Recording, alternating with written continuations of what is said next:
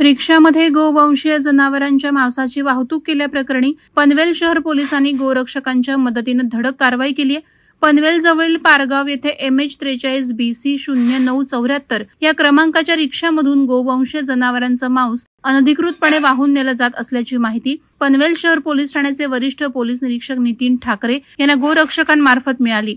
त्यांच्या मार्गदर्शनाखाली पोलिसांच्या विशेष पथकानं घटनास्थळी धाव घेतली, गोमांस वाहून नेणारी गाडी ओळखली आणि तिथेच मुद्देमालासह आरोपीला अडवून ताब्यात घेतलं।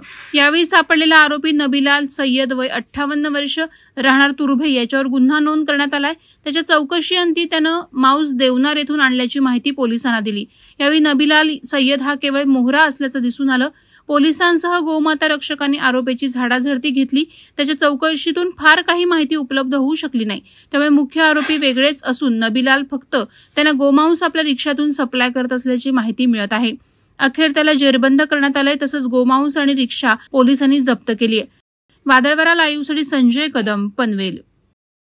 नवी मुंबई व रायगड जिल्ह्यातील ताज्या बातम्या आणि घडामोडींसाठी सबस्क्राईब करा वादळवारा लाईव्ह चॅनल आणि दाबा बेल आयकॉन।